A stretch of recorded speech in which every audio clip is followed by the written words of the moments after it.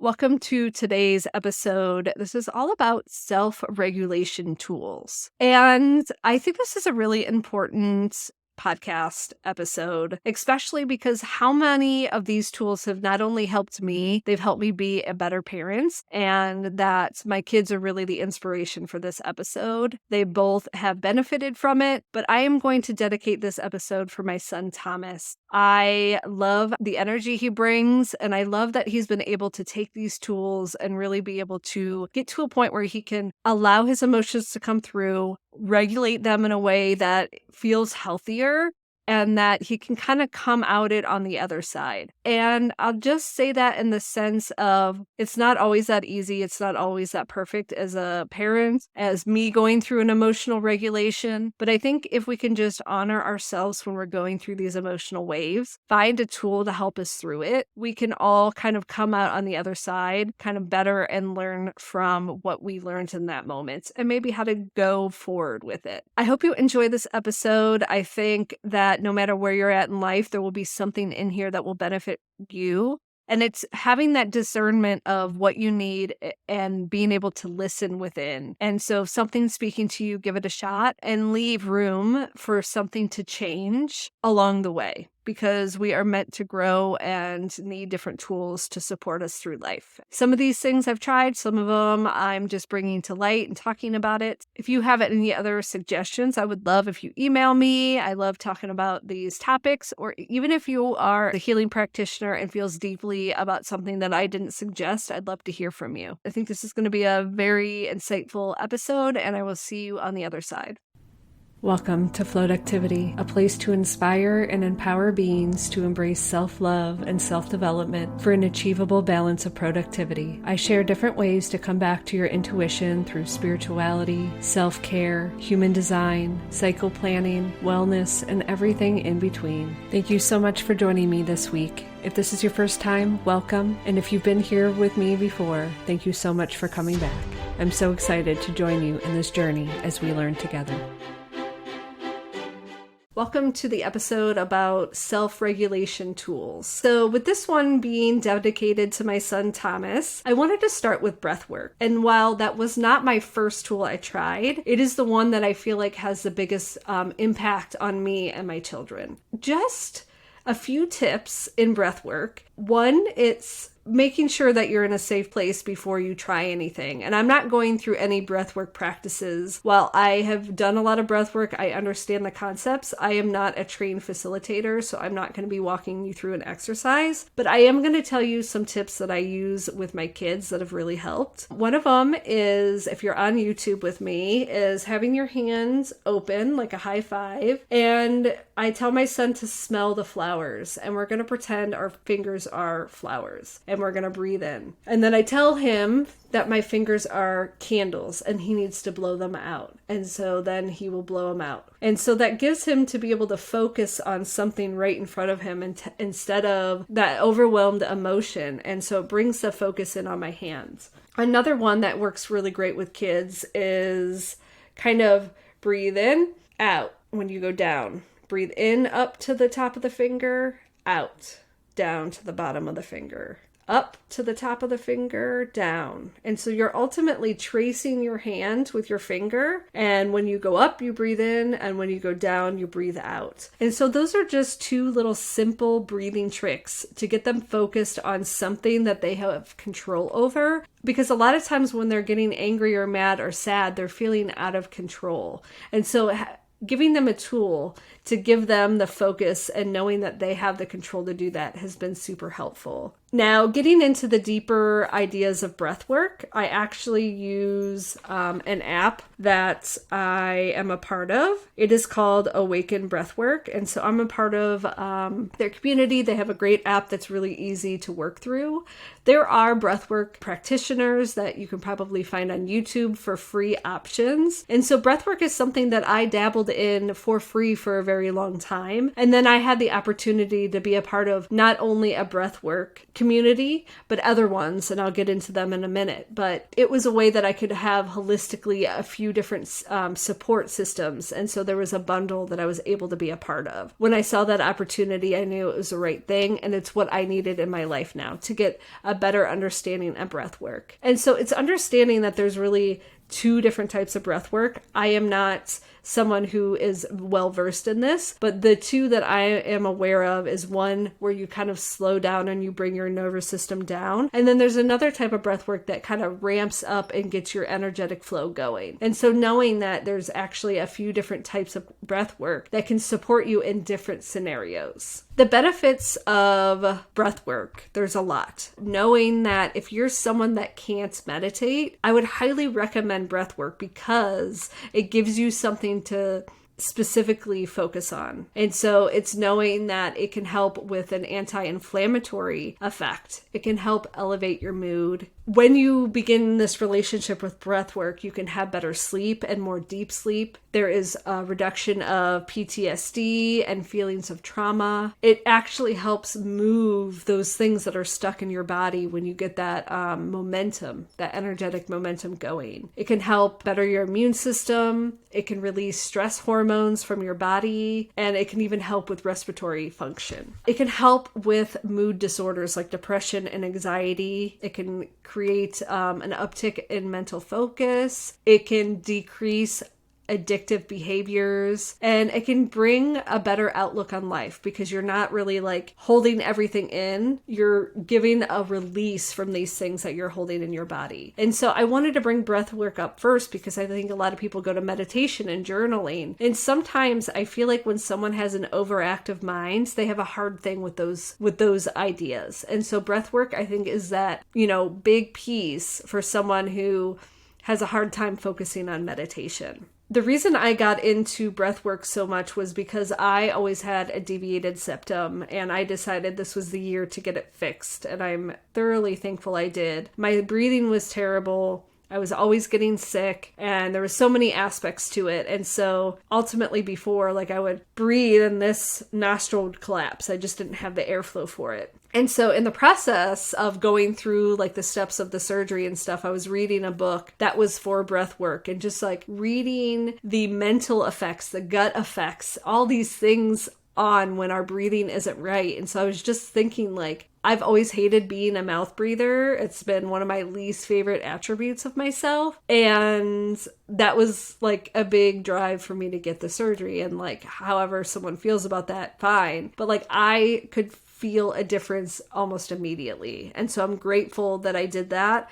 It's been something that I've had to learn and teach myself how to breathe normally. I've started taping my mouth at nights because I have so long never been able to breathe out of my nose at night. My sleep has changed dramatically since my surgery and then retraining my breathing. And so I will put that book in the show notes. I can't remember it offhand now, but if you're wanting to know more about why breath is important, I highly recommend this book because I waited to read it until I had my surgery scheduled because I knew by the end of it, I was going to be really into the practice of learning how to breathe better. I'm still learning. I'm still struggling, but I'm getting there. It's a practice. So the next thing I wanted to talk about is meditation. I'm obviously a big fan of meditation. I have meditations on my podcast. If you haven't checked them out, check them out. I a lot of times just listen to music, but when I first started, I needed something guiding me through the steps because I had a hard time focusing. And I think when someone explained it this way, and I wish I could give credit to someone, but I don't know who, but it's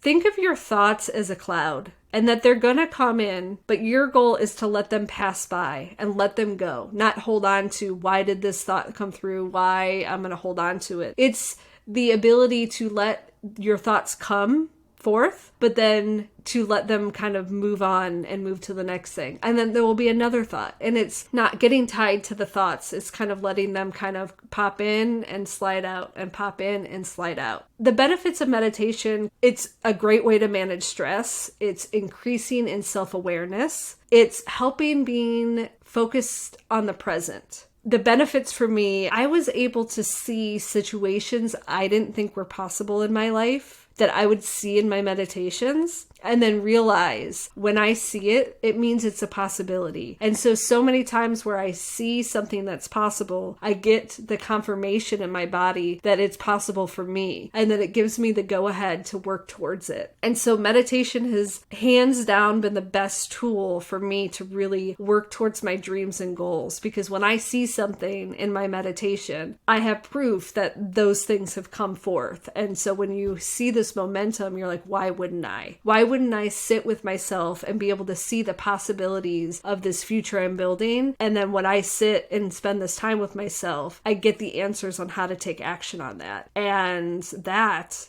is, I feel like, a superpower. The way that it comes through for me the most is meditation. Other benefits of meditation have been able to kind of like acknowledge my emotional waves, sit with them and process them, and then let them go. So I'm able to kind of let go of emotional upswings quicker when I meditate and give myself space for that. It also helps me to be more present and have patience and more tolerance. And it kind of lets all that kind of come in and come out. It's a hard skill, and I go in waves of using it, but I am in the place that I know the universe will communicate with me when it's time for me to have more time in meditation, because when I do, it's really powerful. And no, you're not going to get answers every time you sit in meditation. If you did, it would be overwhelming, but it's knowing that you have to keep practicing for that insight to come. And when it's meant for you to have, it will show up. It's a beautiful practice when you have it daily. I can't say I'm in that space now,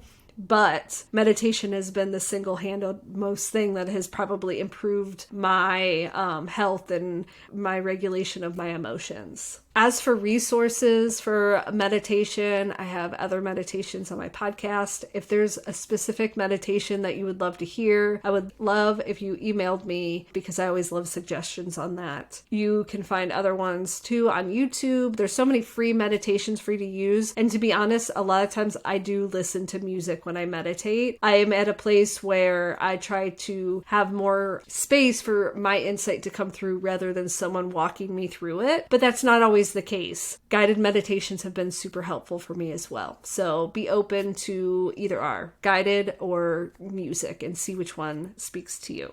Are you ready to make a real change in your life? Here are just a few benefits on working with me as a certified holistic coach. Together, we gain insight into your authentic self.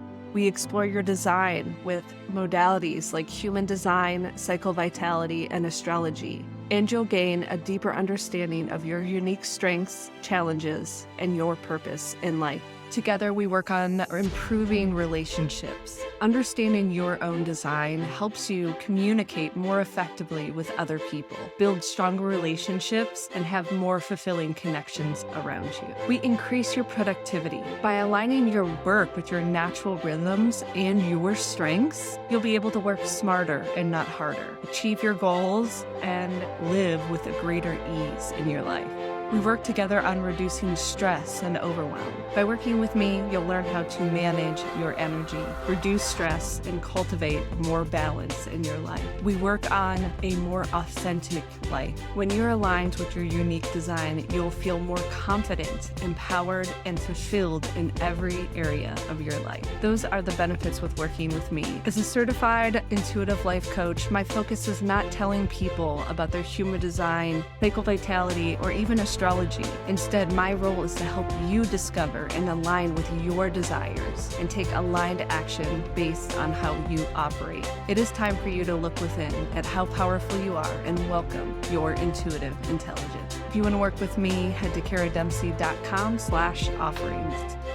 So another tool is called EFT, and I recently started doing EFT. I've heard about it. I've done it here and there, but it's more recent that I've been consistent with it. Again, it is a part of a community, a bundle that I was a part of that I got to try out this community as well, and they have weekly classes and a library of other EFT scripts to do. And so EFT is emotional freedom technique, and it is a non-invasive effective, inexpensive, free method that people can learn on their own to relieve stress. And so a lot of the resources I try to give are something that you can do on your own or find free resources, because you can do this healing, you can support yourself for free. It's just a beautiful blessing when you can invest in those things that really work for you. And so again, it's one of those things that I've tried for free. And then I found a beautiful opportunity to not only have EFT, breathwork, and some other pieces that I felt like I needed support in my life. So EFT is something that can help relieve stress and anxiety, and it combines the principles of acupuncture and modern psychology. It's known as hitting certain acupuncture points while you're going through a script to help you concentrate on the problem or the emotion you want to change. And so it can be overwhelming at first, and so I do suggest finding a video to walk you through it. I think a video is the best way so you can know the different points of your body that you can do it. And I've just found that there's different ways of doing it with different practitioners, and so it's always being open to what practitioner might help you kind of take this skill and always use someone to support you, or even turn it into your own support that you do on your own. So EFT has helped people kind of help with food cravings, focus on being able to move through an issue, soothe everyday stress. It can help you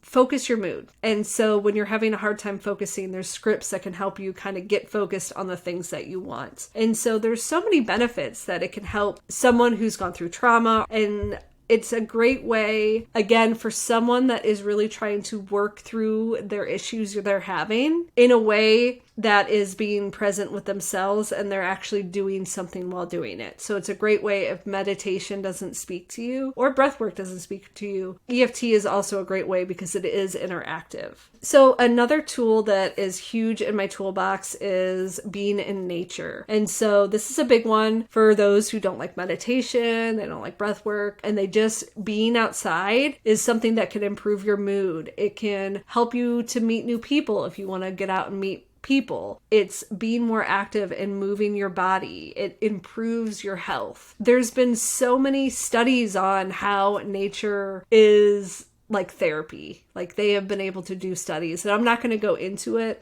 but it's for someone who feels like they need a way to kind of meditate, but meditating isn't speaking to them. Walk in nature, find a place, a park where there's trees, and just kind of be present. And I encourage you in this time to not listen to a podcast. I mean, breaks my heart. I want you to listen to me, but I want you to listen to something that gets you in the present. And so sometimes when you're listening to something, it's kind of still taking you out of that moment. You can maybe do music without words, but it's really just trying to be fully present with the space around you. And so sometimes when you put a sound barrier between yourself and the nature, it doesn't have as positive or extreme results. But this is your choice to choose. You can do whatever you feel most supported by. But nature has been a big piece for me. And so to add a little piece to that, paddleboarding is one of my favorite ways. And so that to me is doing something, but I'm in nature, and it gives me that idea of being present, and it makes me feel like I'm in a meditative state when I go do it. Some people can take this idea and go skiing or hiking or swimming and literally immersing themselves in nature. What that nature looks like for you can be different for everybody else, but that is a beautiful way for you to get reconnected with yourself. Where I've seen on TikTok where people are like crying, and then it said like, turns out I just needed to go outside. And it's like, yeah,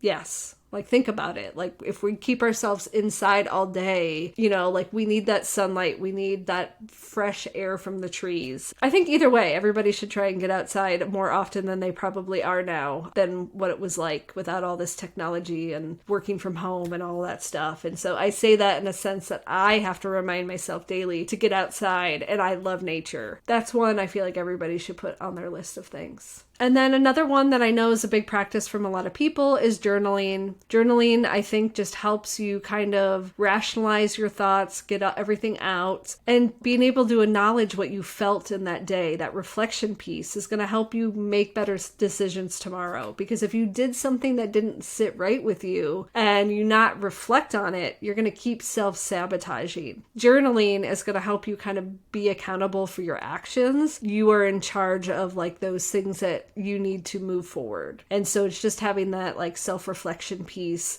to really just see, okay, what happened today? What can I do going forward? You know, I want it to be a better day, so this is what I'm going to do. And journaling just helps reduce stress. It boosts mood, health, and well-being. And it just encourages to get out of a negative headspace. My journaling practices change all the time. It has never been consistent. Sometimes it's really prominent that I'm like writing out stories. Sometimes I use it as like a future journal me. Like there's so many ways I've used journaling in so many different aspects. And so I'll share with you what I'm doing right now. And so I just have a gratitude journal next to my bed, and every night I must write 3 things that I'm grateful for in the day. And it really just brings a good vibration to my sleep before I go to bed, to give gratitude, acknowledgement, celebration of the things that I did in the day, no matter how big or how small. I'm just thankful that I've added that gratitude piece back in, because if you've known me, if you've been an OG from the very start, the first thing I ever did was make a free gratitude journal, and I just wanted people to kind of get in that space with,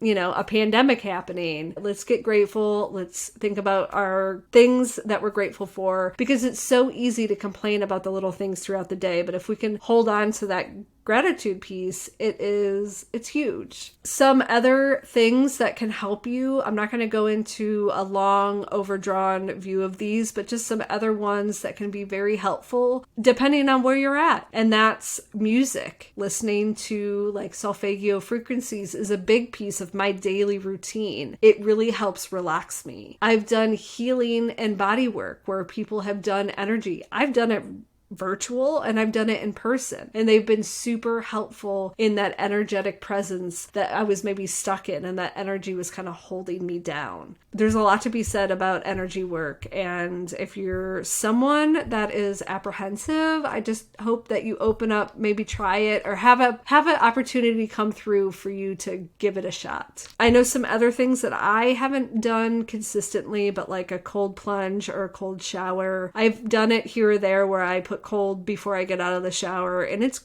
fine. It helps, but I can't say it's been anything that's been like life-changing for me. But I know it's been life-changing for other people. There's so many other ways to figure out how to self-regulate, dancing, movement, just embodying what you need. There's so many ways to support yourself, but these are just my top few that I wanted to share. I hope this was a helpful episode for you or your family, because honestly, who's going to take care of us if we don't do it ourselves? So this is my encouragement to you, that you are important, and being full of love comes from you doing it for yourself. And yeah, I can't wait to hear any other suggestions that you have for me. You can email me. Thank you so much for joining me on today's episode. If this was your first time, welcome. And if you've joined me for previous episodes, thank you so much for coming back. Before you go, could you share my show with a friend and subscribe? Those few seconds make a big impact on my show, and I'd be grateful for the support. Thank you so much for joining me on this episode all about regulation tools to help with our nervous system.